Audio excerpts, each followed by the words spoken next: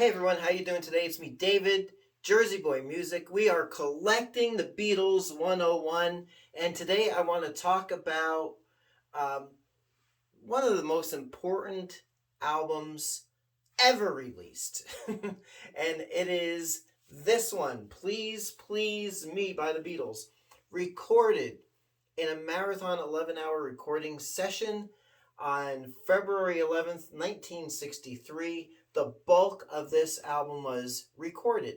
I say that because, it's different sources. When I was a kid, they say, well, the first album was released in 11 hours in its entirety. That ain't true. 10 of the songs were recorded. The other 4 were already recorded and released as singles. Love Me Do, backed with P.S. I Love You, and Please Please Me, backed with Ask Me Why, were recorded and released before this album was recorded. So anyway, but it was still an important date in history, and we're going to look at some variations of this album from around the world, the ones I have in my collection. So let's take a look, shall we? All right. So here's the proper UK version of Please Please Me, released March 22nd, 1963. And this is actually the 2012 stereo vinyl version. But one of these days I'll have to get myself a nice all analog British variation of it. But I mean, this is what you get. This is what's standard. So there you go. The definitive set list. I saw her standing there. Misery, Anna, Chains, Boys, Ask Me Why, Please Please Me, Love Me Do, P.S. I Love You, Baby It's You, Do You Want to Know a Secret, A Taste of Honey, There Is a Place, and Twist and Shout. So that's the first one up. So chronologically, the next one, at least in my collection, is VJ's Introducing the Beatles, which is actually the closest thing we got to a proper British Beatles album here in the States. People say until Revolver came along, but I'm going to go one better and say until Sgt. Pepper came along. This officially was released nationwide January 10th, 1964, beating out Meet the Beatles on Capitol by 10 whole days. Some in the Chicago area swear that they purchased this back in 1963, the summer of 63.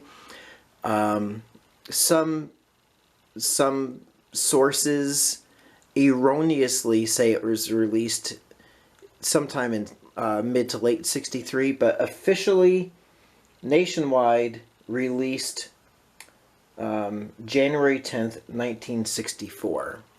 So, and we got another variation of this in my collection, so we'll look at that.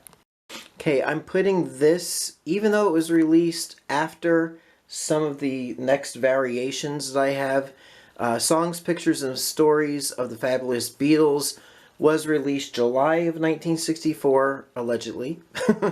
I will say July of 64 because I have had a variation of this album which had a sticker affixed to it for their Cow Palace appearance in August, so I know this was released prior to August of 64.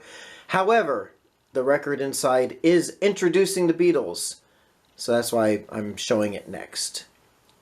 And I have a video of this record up on my channel, so you can definitely get some more information on this record that way. So let's go to the next album in the lineup.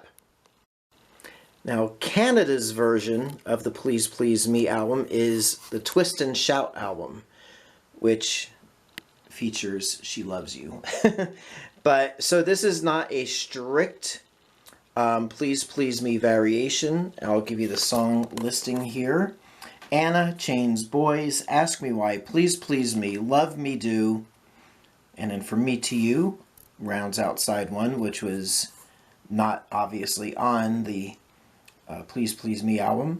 Then side 2, P.S. I Love You, Baby It's You, Do You Want to Know a Secret, A Taste of Honey, There's a Place, Twist and Shout, and She Loves You. So the A sides to singles 3 and 4 grace this album.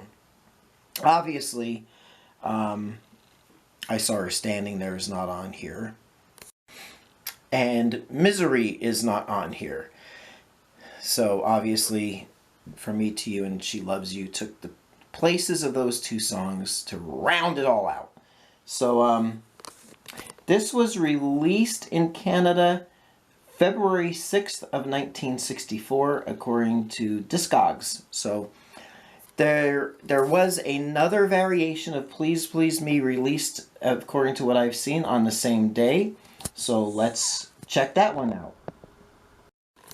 Okay, on the German Hozu Langspielplatt label, which is actually EMI, Odeon did this, but under the Hozu label is Die Beatles, and notice, so it's Please Please Me und Andre Nulla, which is probably in other songs, which I did not translate that, but I did translate this.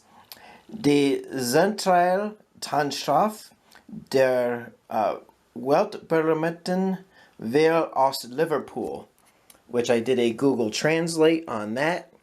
That translates into the Central Dancing Chaff, or Chaffee, I don't know. The Central Dancing Chaff of the world famous Four from Liverpool. Now, this was actually the second Beatles album released in Deutschland, and this was also on, from what I've seen, February 6th of 64.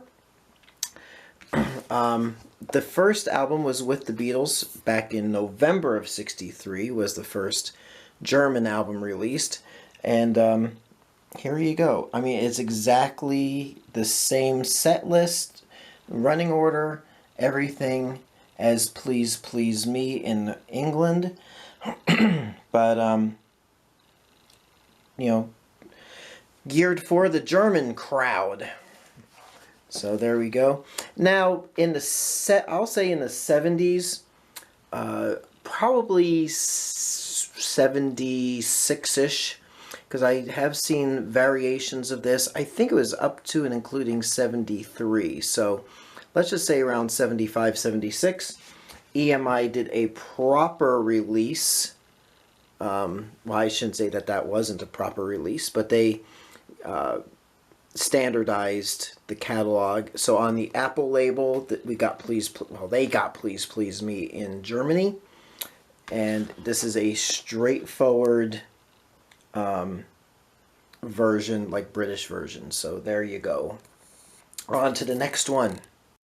So understandably, back when Introducing the Beatles was released by VJ, Capitol had a conniption about it. So once Capitol had the rights wrest away from VJ Records, they issued this album, which is the early Beatles. This was released March 22nd of 1965. And this is a very truncated, I'll say very truncated, version of the album with 11 big songs. The running order is nothing really near, in my opinion, Please Please Me. So we have Love Me Do kicks it off, Twist and Shout as the second song, Anna, Chains, Boys, which always seem to be together in groups until the next record, Ask Me Why, Please Please Me, P.S. I Love You, Baby It's You, A Taste of Honey, Do You Want to Know a Secret? So I Saw Her Standing There was left off, understandably, because it was on Meet the Beatles. And then Misery and There's a Place, which are charming little songs, but in my opinion, not as strong as the other songs on the album. But it would have been nice to have more Lennon-McCartney originals. Or have a 13-song album. I don't know. I wasn't there. I wasn't the decision maker. Maybe Capitol just didn't want to do a straightforward issue of the Please Please Me album or introducing the Beatles. So next and final one in my collection is up next. So for all the people who say that Capitol Records or feel like Capitol Records was the only EMI owned record company that really chopped up Beatles albums, I submit for your review and approval the Please Please Me album from Japan. Now, this was released on May 25th of 1966. So like 4 years. Was it 4 years? 3 years? When did I say? Yeah, 63. So okay, little over 3 years after it was first released in England, Japan got the Please Please Me album, and this was their offering. And my copy does not have an OBI strip, but hey, look it's got a nice booklet with some pictures. It's got the lyrics in English, and some more pictures from the Hard Day's Night era,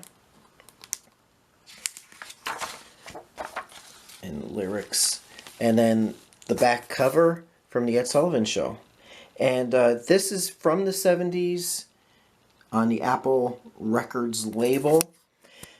But, you know, Japan was interesting because this was their Please Please Me album.